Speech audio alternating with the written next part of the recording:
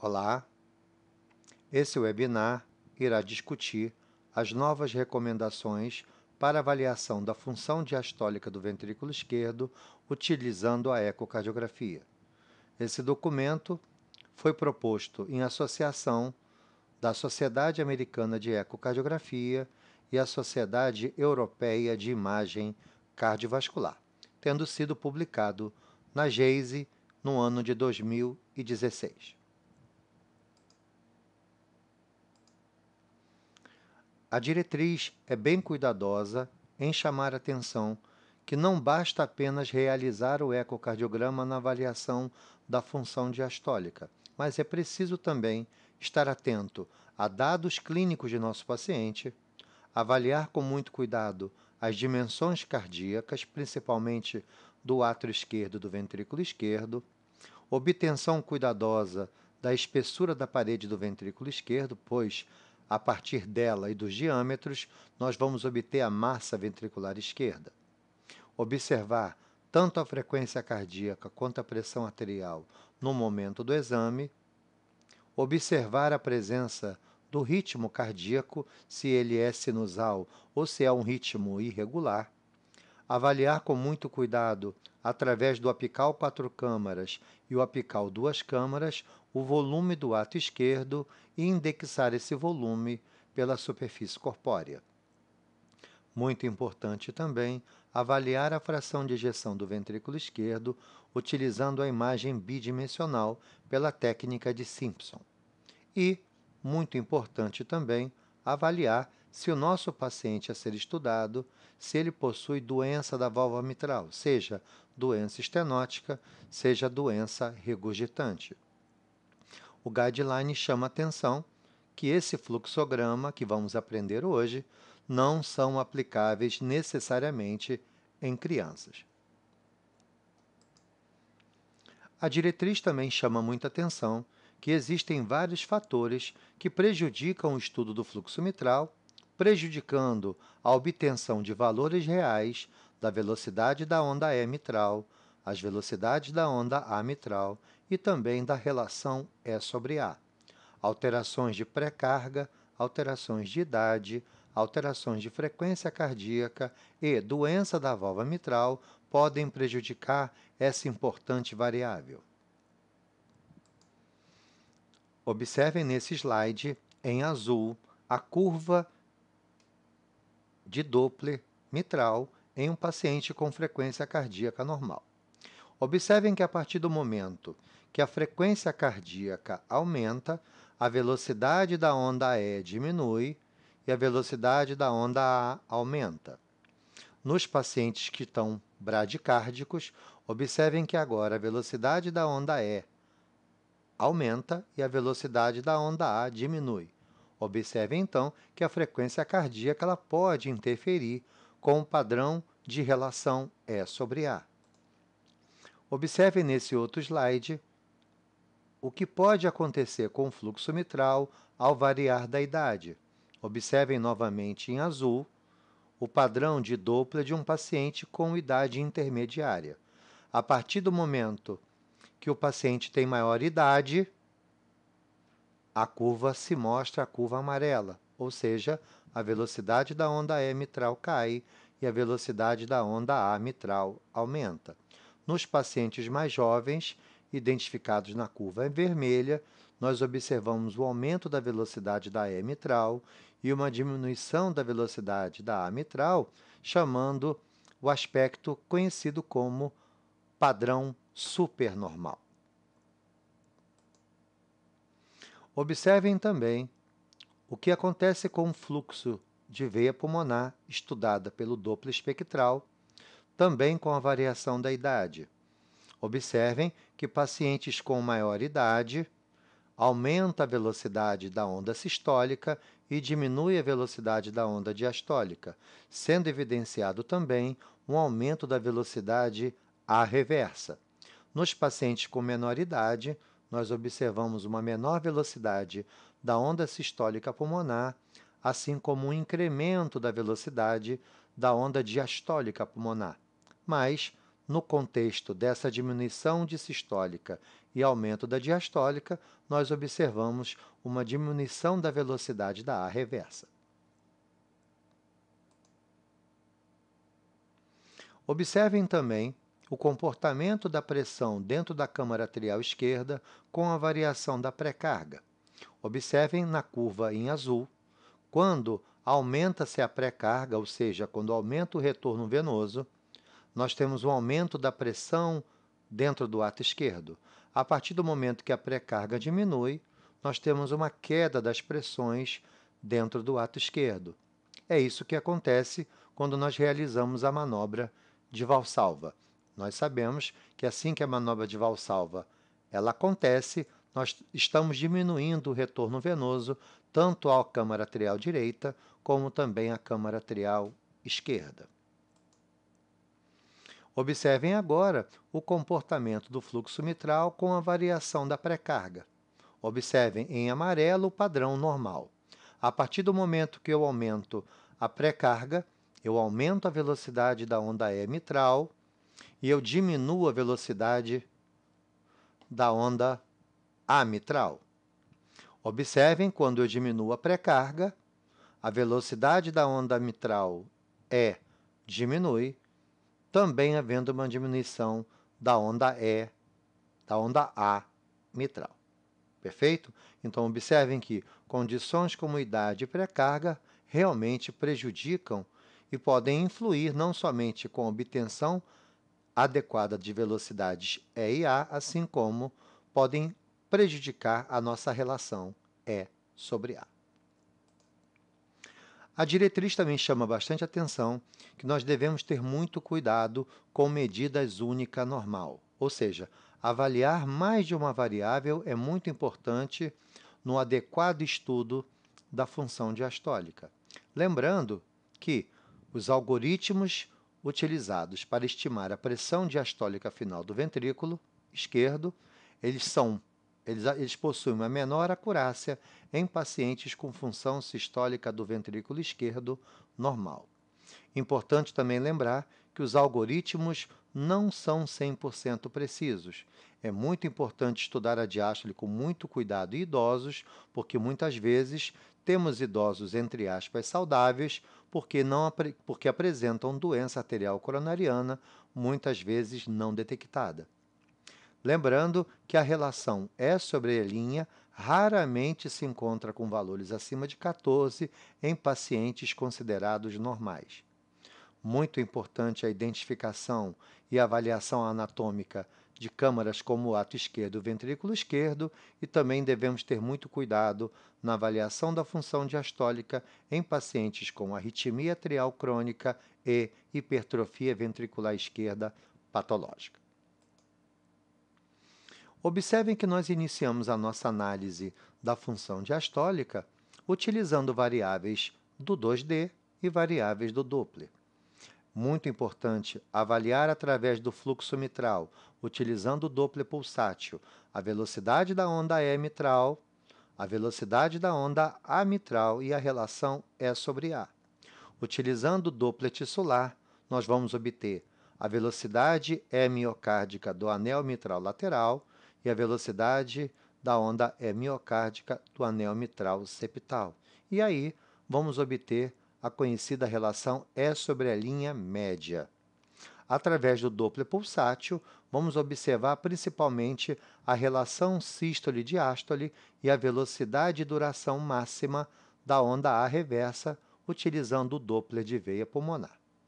Importante também identificar o volume do ato esquerdo e indexar esse volume pela superfície corpórea. Alguns pacientes será necessário realizar a manobra de Valsalva, manobra essa que vai tentar identificar a presença do padrão 2 de disfunção diastólica, também conhecido como pseudonormal.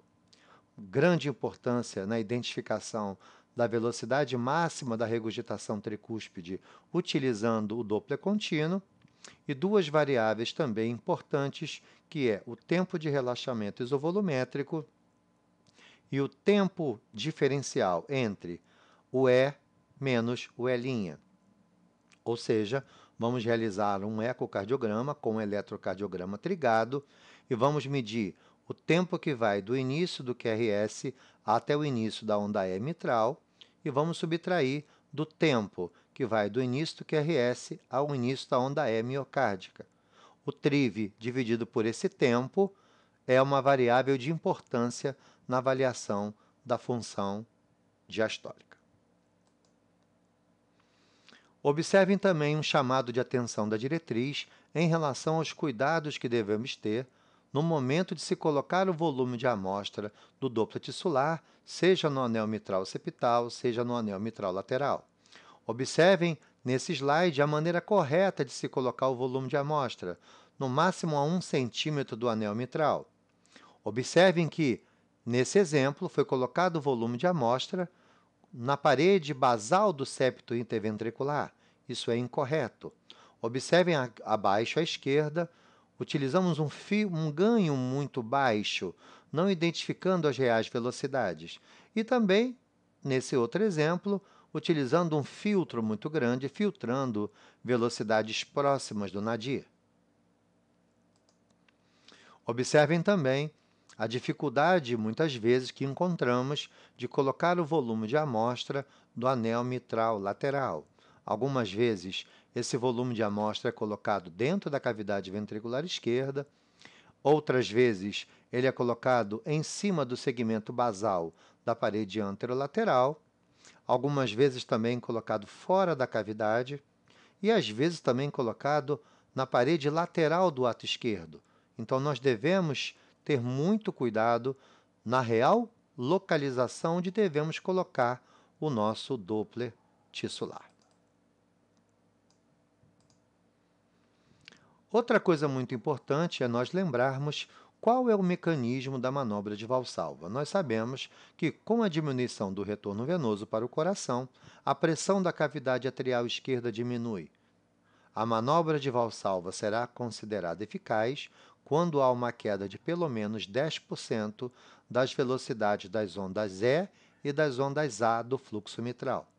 Em pacientes considerados normais, a relação E sobre A será maior do que 0,8. Porém, aqueles pacientes que apresentavam um fluxo parecido com o normal, também conhecido como pseudonormal, nós vamos observar, após a manobra de Valsalva, uma queda da relação EA maior do que meio. Observem aqui nesse exemplo uma corte apical 4 câmaras e eu vejo uma velocidade de onda E maior do que a velocidade de onda A, identificando uma relação EA normal.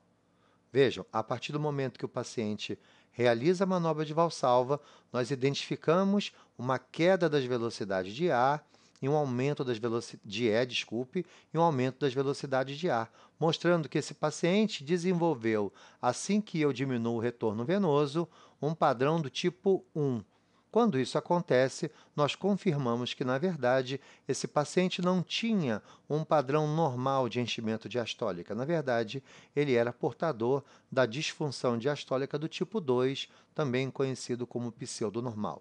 Observe que, realmente, já no apical 4 câmaras, já nos chamava a atenção que o ato esquerdo ele era muito maior do que o ato direito, chamando a atenção que esse átrio, com certeza, se apresentava com aumento não somente de seus diâmetros, mas com certeza também de seu volume. Observem um cuidado que devemos ter ao obter a manobra de Valsalva, lembrando que o paciente precisa fazer essa manobra pelo menos durante 10 segundos, e o técnico em ecocardiografia precisa diminuir a velocidade de varredura do traçado para que a gente possa realmente observar que aquela onda E no início era alta, ou de velocidade grande, e durante a manobra de Valsalva a velocidade da onda E foi realmente caindo, ou seja, ele mudou de um padrão, entre aspas, normal, para agora um padrão do tipo 1, confirmando que esse paciente era portador de uma disfunção diastólica do tipo 2. Então, veja, esse é um exemplo apresentado na diretriz, um corte para external longitudinal de eixo longo, identificando uma câmara ventricular de diâmetros normais, um átrio esquerdo também de diâmetros normais, o fluxo mitral evidenciou uma relação EA normal de mais ou menos 1,4 e o Doppler tissular colocado no anel mitral lateral identificou uma velocidade de 12 centímetros por segundo. E nós sabemos que, pela nova diretriz, uma velocidade de E mitral lateral acima de 10 centímetros por segundo é considerado normal. Outra coisa muito importante que a diretriz chama atenção é de cuidado de termos que avaliar o comportamento do relaxamento do lado direito. Observem nesse padrão de curva de pressão que existe, no caso do lado esquerdo, uma pré-A de 19 milímetros de mercúrio e uma pressão diastólica final do ventrículo esquerdo de 30 milímetros de mercúrio, sendo evidenciado um padrão restritivo de enchimento diastólico. Quando nós vamos realizar a avaliação do relaxamento ventricular direito, nós encontramos uma relação E sobre A bem menor do que 1. E observem que na curva de pressão do ventrículo direito, a pressão pré-A era de 8 milímetros de mercúrio e a pressão diastólica final do VD era de 12 milímetros de mercúrio. E quando a gente encontra um padrão restritivo ao fluxo mitral e também identificamos a presença de uma alteração de relaxamento do lado direito, isso é um marcador de elevadas pressões de enchimento do ventrículo esquerdo. Observem mais uma vez nesse exemplo, ao realizar um fluxo mitral, foi identificada uma grande onda E e uma onda A pequena, observando também o tempo que desacelera a onda E como um tempo bem abaixo do normal. Lembrando que o tempo de desaceleração do onda E tem uma variação entre 150 e 200 milissegundos. Então, esse paciente apresentava uma relação E sobre A maior que 2 e um tempo que desacelera a onda E menor do que 150 milissegundos. Ao se realizar o Doppler de veia pulmonar, é identificado a presença de uma pequena onda sistólica e uma grande onda diastólica, com uma onda A reversa. É importante chamar a atenção que quando a relação S sobre D é muito menor do que 1 e a onda A reversa ultrapassa 35 centímetros por segundo ou tem uma duração maior ou igual a 30 milissegundos em relação ao tempo de duração de onda A mitral, estamos de frente de pacientes com elevadas pressões do átrio esquerdo.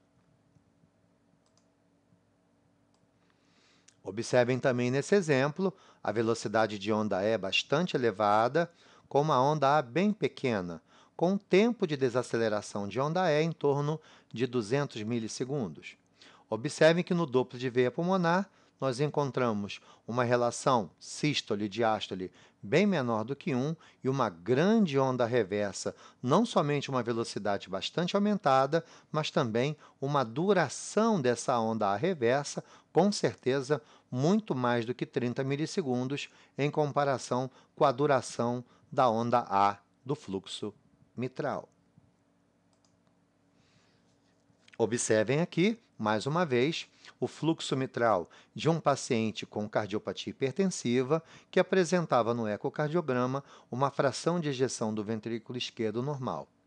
Foi obtido a identificação de uma hipertrofia ventricular esquerda e moderado aumento do ato esquerdo, identificando a possibilidade de se tratar de uma disfunção do tipo 2, apresentando velocidades de onda E acima do comum, com pressões de enchimento do ventrículo esquerdo aumentadas. É esse tipo de paciente que é necessário se fazer a manobra de Valsalva para ser identificado a presença ou não de marcadores do padrão tipo 2.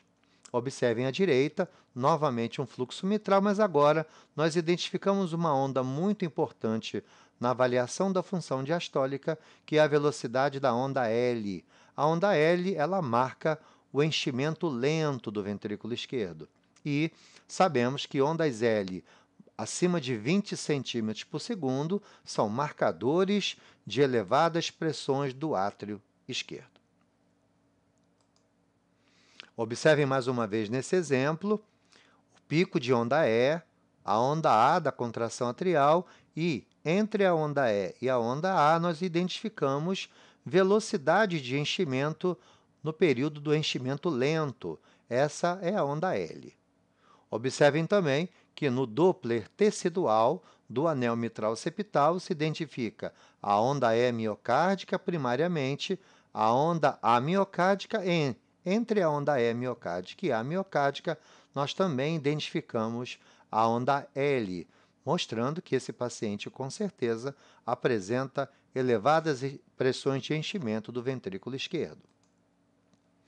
Uma outra coisa que é chamada a atenção pela diretriz é que muitas vezes pacientes onde a frequência cardíaca se eleva pode gerar uma aproximação das ondas E e onda A. Observem nesse primeiro caso que nós temos um paciente com uma onda E pequena e uma onda A grande, mostrando para a gente que isso parece ser uma disfunção diastólica do tipo 1, ou seja, apenas uma alteração do relaxamento.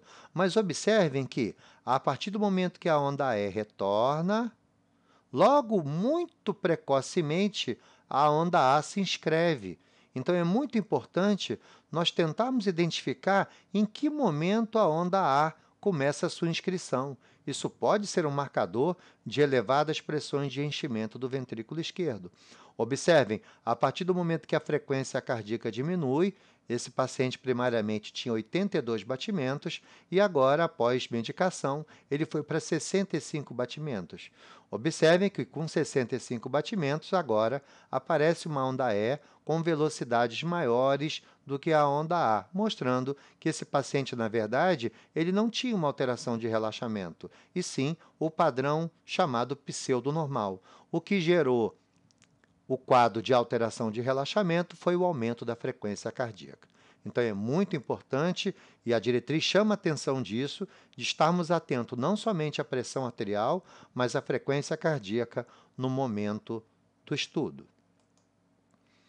Observe nesse exemplo um caso onde a diretriz mostra que é muito preocupante avaliar a função diastólica em pacientes pós-cardioversão. Nós sabemos que existe o atordoamento do ato esquerdo após o procedimento.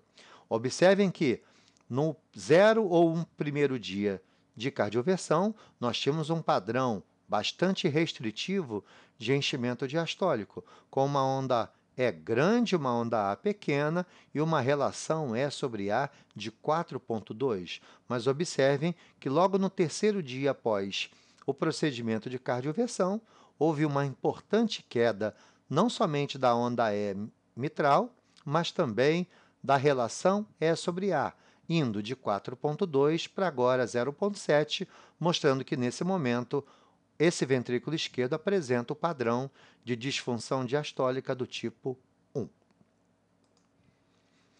Observem também a grande importância que tem a velocidade máxima da regurgitação tricúspide no contexto da disfunção diastólica. Observe esse exemplo, eu tinha uma pressão sistólica do ventrículo direito de 43 milímetros de mercúrio. Observem que, ao realizar o Doppler de veia hepática, nós encontramos uma grande velocidade diastólica e uma velocidade sistólica pequena. Por que isso acontece? Isso acontece porque, em condições normais, o grande esvaziamento de veias que drenam no ato esquerdo e direito acontece na fase sistólica. A partir do momento que a pressão média, tanto do ato direito quanto do ato esquerdo, aumentam, esse enchimento vai acontecer muito mais na fase diastólica do que na fase sistólica, fazendo com que, nesses casos, a relação sístole e diástole seja muito menor do que 1. Então, veja, na verdade, esse paciente tinha uma pressão sistólica de VD de 43 milímetros de mercúrio, que, se somado a 10 ou 15 de pressão de átrio direito, já dava 53 a 58 milímetros de mercúrio. Ok?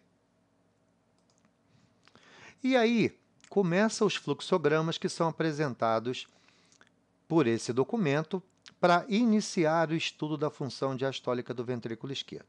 Vamos iniciar primeiramente naquele grupo de pacientes que apresentam a fração de ejeção do ventrículo esquerdo normal. Então, a diretriz nos orienta que precisamos avaliar 4 variáveis ecocardiográficas. A primeira é uma relação E sobre a linha média maior do que 14. A segunda variável é uma velocidade hemiocárdica septal menor do que 7 centímetros por segundo ou uma velocidade de E mitral lateral menor do que 10 centímetros por segundo. Identificar também uma velocidade máxima da IT através do Doppler contínuo maior do que 2,8 metros por segundo.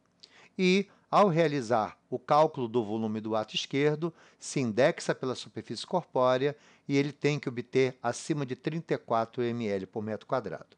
E o que é nos orientado à diretriz? Se eu tiver nenhum critério positivo ou apenas um critério positivo, a função diastólica é normal. Se esse paciente apresentar 3 ou 4 positivos, a disfunção diastólica existe.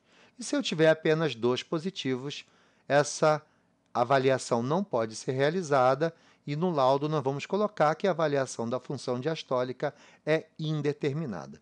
Observem que tanto a relação é linha média, como as velocidades do anel mitral, septal e lateral, assim como o volume do ato esquerdo indexado pela superfície corpórea, são variáveis que eu vou fazer isso em todos os pacientes. Apenas a velocidade máxima da IT é uma variável que eu posso não ter dependendo de ter ou não a regurgitação tricúspide no nosso paciente estudado. Ok? Então, veja, nós precisamos identificar não somente se existe disfunção, mas se também existe elevação das pressões de enchimento do ventrículo esquerdo.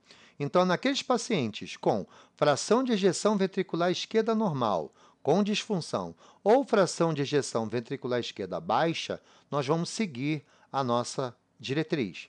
Se o paciente tiver uma relação de fluxo mitral E sobre A menor ou igual a 0,8, mais uma velocidade de onda E mitral menor ou igual a 50 cm por segundo, ele será graduado em um tipo.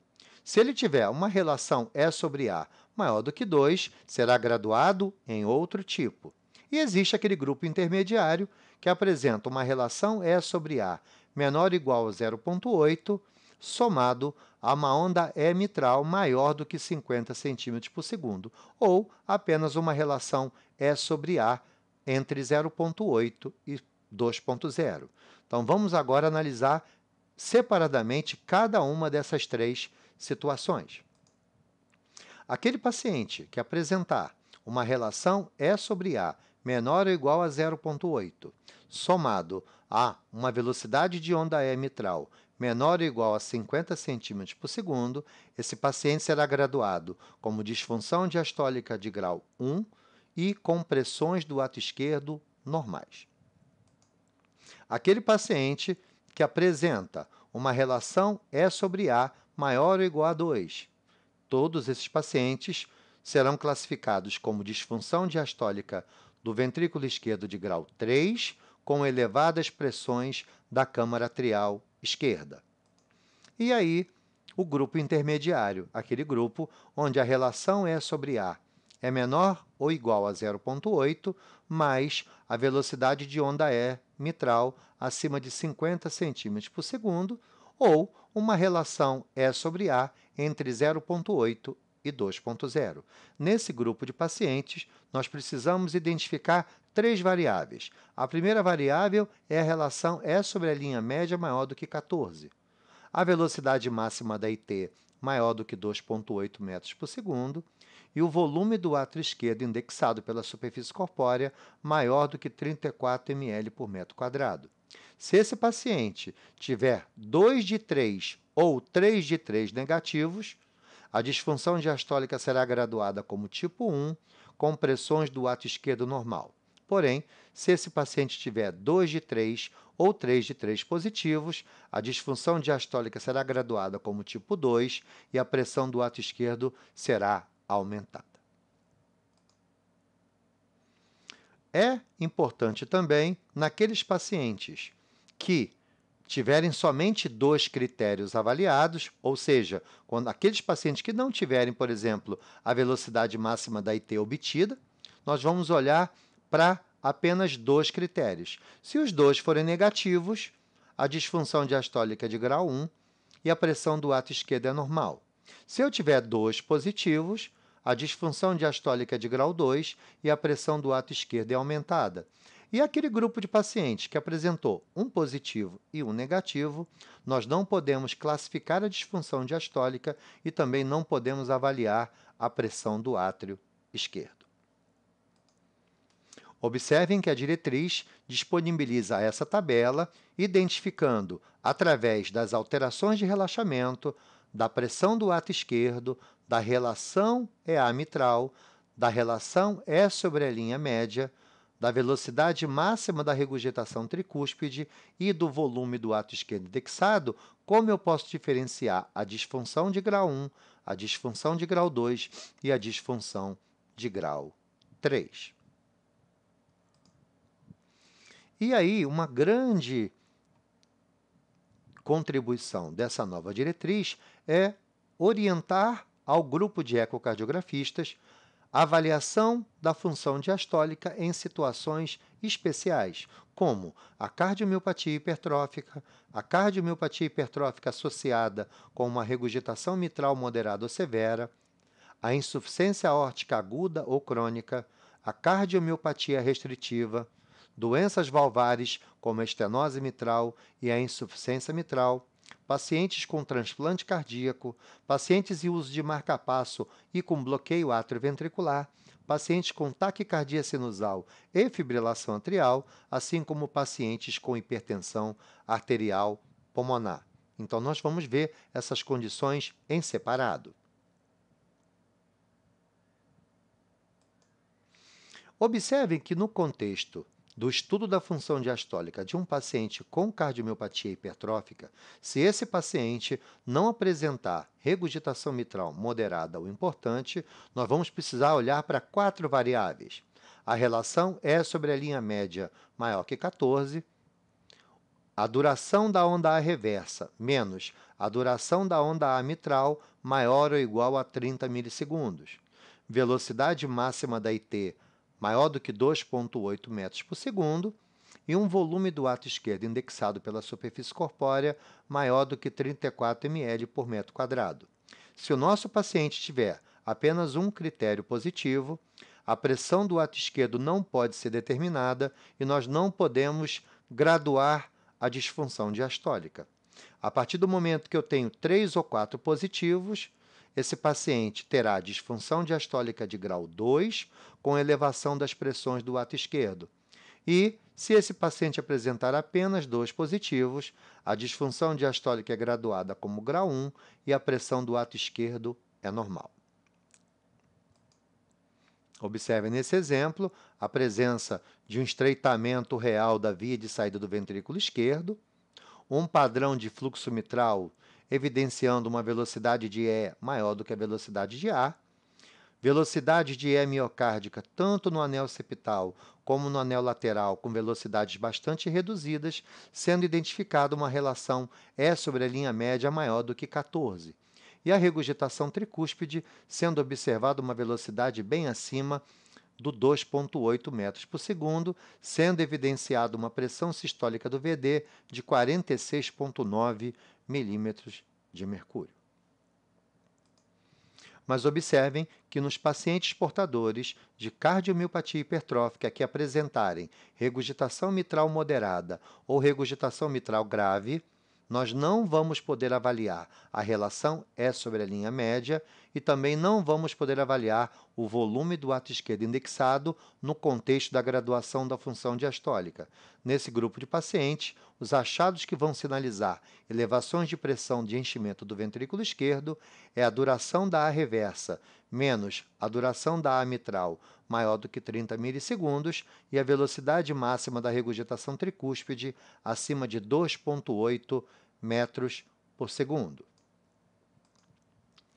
Observem que no contexto da cardiomiopatia restritiva, é importante identificar e procurar 4 variáveis importantes que vão mostrar elevadas pressões de enchimento do ventrículo esquerdo, uma relação do fluxo mitral E sobre A maior que 2,5, um tempo de desaceleração da onda E mitral menor do que 150 milissegundos, um tempo de relaxamento isovolumétrico bem baixo, abaixo de 50 milissegundos, e Velocidade da onda E mitral no anel septal e lateral, bem baixas, em torno de 3 a 4 centímetros por segundo.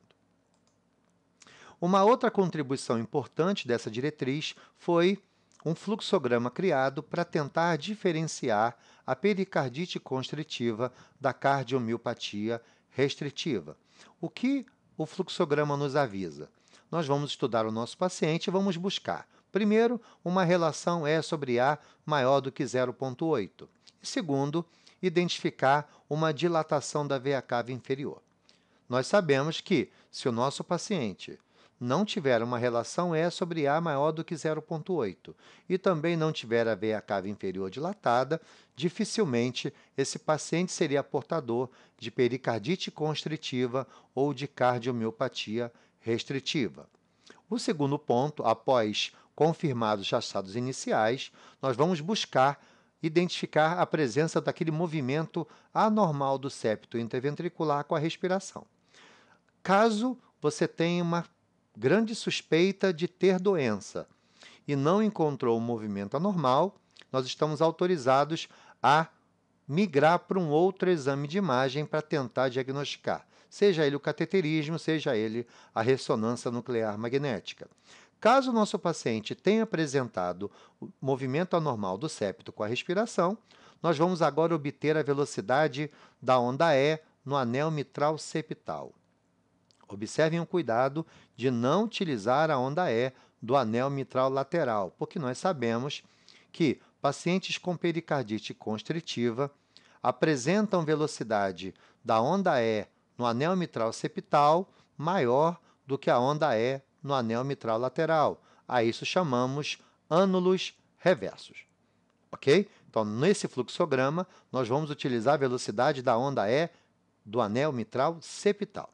Se esse paciente tiver uma onda E miocárdica septal maior do que 8 centímetros por segundo, estamos de frente da pericardite constritiva. Se nós tivermos uma onda E miocárdica septal menor do que 6 centímetros por segundo, estamos de frente da cardiomiopatia restritiva. E se nós tivermos uma onda E miocárdica septal entre 6 e 8 centímetros por segundo, nós estamos de frente de uma condição mista, ou seja, nós temos um pouco de constrição e um pouco de restrição.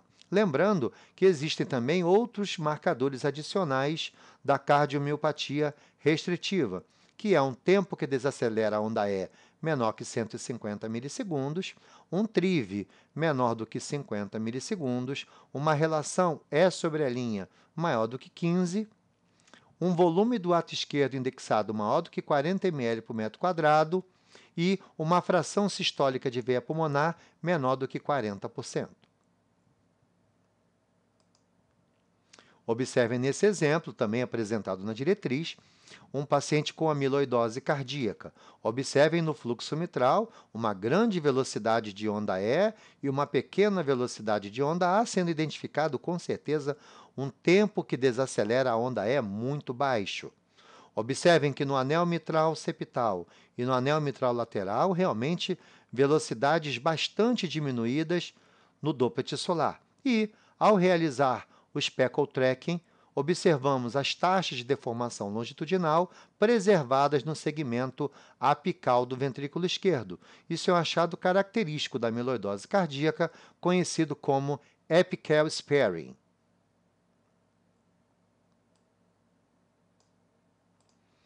Outra coisa importante é buscarmos elevadas pressões de enchimento do ventrículo esquerdo nos pacientes com estenose mitral e pacientes com insuficiência mitral.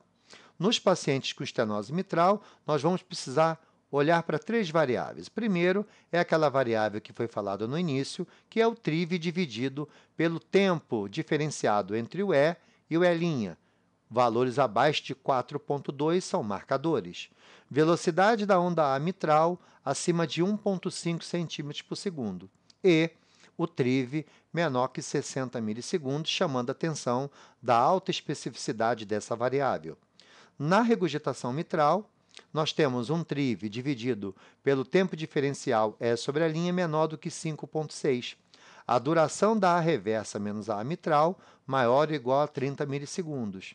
Também alta especificidade do TRIV, com valores abaixo de 60 milissegundos. E, nos pacientes com fração de ejeção do ventrículo esquerdo reduzida, teremos uma relação E sobre a linha média maior do que 14. Observem nesse exemplo um paciente portador de estenose mitral. Se observa a região do pisa dessa estenose, encontramos um gradiente de 3,4 médio e um gradiente máximo de 8 milímetros de mercúrio. Uma pressão sistólica do VD em torno de 49 milímetros de mercúrio e um Doppler de veia hepática identificando a grande quantidade de volume de sangue chegando no átrio na fase diastólica, chamando nova atenção que a maioria do sangue que chega ao átrio direito através da veia hepática normalmente acontece na fase sistólica. Então, essa relação sístole e diástole é muito menor do que 1 e a nossa fração de esvaziamento sistólico da veia hepática é muito menor do que 40%. Outra coisa importante é identificar nos pacientes portadores de insuficiência aórtica aguda ou crônica os marcadores de elevadas pressões de enchimento do ventrículo esquerdo. Nós temos duas variáveis importantes. A relação E sobre a linha média maior do que 14 e a velocidade máxima da IT maior do que 2,8 metros por segundo. Nos pacientes transplantados, a variável de maior importância desse estudo é obter velocidade máxima da IT maior do que 2,8 metros por segundo. Observem aqui um paciente que teve um transplante cardíaco e ele observa uma velocidade de onda E bastante elevada e uma velocidade de onda A pequena. É importante lembrar que muitas vezes os corações transplantados são corações de jovens. Eles podem, às vezes, apresentar aquele padrão, entre aspas, restritivo, que, na verdade, é o conhecido supernormal. Mas observem as velocidades de E miocárdica, tanto no anel mitral septal como no anel mitral lateral, realmente são muito baixas, em torno de 5 a 6 centímetros por segundo. Observem nesse exemplo também evidenciado na diretriz que um paciente apresenta uma velocidade de onda E, também um paciente transplantado, uma velocidade de onda E levemente aumentada, o tempo de desaceleração bastante curto e nós identificamos nesse paciente a presença da regurgitação mitral na fase diastólica. Isso é um marcador que tem que chamar atenção no contexto da avaliação da função diastólica em pacientes transplantados. E observem também a presença no anel mitral septal de uma velocidade hemiocárdica muito diminuída. Observem, num paciente portador de flutter atrial, nós identificamos as ondas F durante o traçado de fluxo mitral e também identificamos a presença de regurgitação mitral na fase diastólica. Outra coisa importante é avaliar as pressões de enchimento do ventrículo nos pacientes com fibrilação atrial. Duas variáveis se mostraram importantes em predizer aumento de pressão do ato esquerdo. O primeiro deles foi o tempo de desaceleração da onda E mitral menor ou igual a 160 milissegundos. Lembrando que isso se mostrou mais eficiente em predizer em pacientes com fração de ejeção do ventrículo esquerdo reduzida. Observem também a velocidade máxima da IT maior do que 2,8 metros por segundo. Nos pacientes com fibrilação atrial com doença miocárdica associada, nós vamos observar o tempo que desacelera a velocidade diastólica da veia pulmonar menor ou igual a 220 milissegundos. Um TRIV menor ou igual a 65 milissegundos. Uma relação E mitral sobre velocidade de propagação do fluxo mitral maior do que 1,4. Uma relação E sobre a linha média maior do que 11, lembrando que nos estudos de função diastólica em pacientes portadores de fibrilação atrial, essas avaliações devem ser feitas de média de 10 batimentos. Essa é a orientação da Sociedade Americana de Ecocardiografia. E lembrando a vocês que existe uma fórmula matemática que nos ajuda a prever a pressão do ato esquerdo. Então, nós vamos realizar a nossa relação E sobre a', vamos multiplicar por 0,82 e vamos somar com 6,49. Dessa maneira, nós podemos identificar a pressão do átrio esquerdo. Observem esse paciente portador de fibrilação atrial que aparece durante o fluxo mitral a presença de uma onda L. Lembrando a importância da onda L em predizer elevadas pressões de enchimento do ventrículo esquerdo. Uma regurgitação tricúspide com uma velocidade de 3,2 metros por segundo e também no Doppler tissular, velocidade de onda E miocárdia no anel mitral septal e lateral bastante diminuídas. Observem que nesse exemplo apresentado pela diretriz, a relação E sobre a linha média era de 30, ok? Observem também a importância de se estudar os pacientes portadores de bloqueios e pacientes em uso de marca-passo. É importante lembrar que o intervalo PR aumentado ele atrapalha a contração atrial. É o que nós chamamos de sístole ventricular precoce. Lembrando que, em relação à acurácia, os pacientes com bloqueio de ramo esquerdo, marca-passo e terapia de ressincronização cardíaca, as velocidades obtidas do anel mitral são menos verdadeiras. Lembrando que o ecocardiograma ele é muito importante na avaliação da sincronia atrioventricular. Lembrando que eu teria uma dissincronia atrioventricular todas as vezes que a duração da diástole for menor do que 40% do tempo do ciclo cardíaco total. Lembrando que intervalo PR entre 220 e 320 milissegundos, nós podemos ter a fusão das ondas E e A do fluxo mitral. Observem nesse exemplo, também apresentado na diretriz, uma velocidade de E, uma velocidade de A, e se observa que a onda A ela termina a sua inscrição antes da diástole terminar, ok? Então, isso chama a atenção de uma possível dissincronia átrio-ventricular. Observem também alguns cuidados em relação a pacientes com taquicardia sinusal. 3 serão os marcadores de elevadas pressões de enchimento do ventrículo esquerdo em pacientes com taquicardia sinusal. O primeiro deles é o TRIV menor ou igual a 70 milissegundos. Uma relação E sobre a linha média maior do que 14. Lembrando que essa variável apresentou uma sensibilidade baixa, porém uma especificidade alta. E também identificar o que nós chamamos de fração de enchimento sistólico da veia pulmonar menor ou igual a 40%, sendo que essa variável apresentou uma especificidade de 88%. Lembrando que muitas vezes pela taquicardia pode acontecer a fusão das ondas E e onda A, porém, nós sabemos que muitas vezes pode acontecer o que nós chamamos de batimento compensatório prematuro. E esse batimento vai apresentar separada a onda E e a onda A.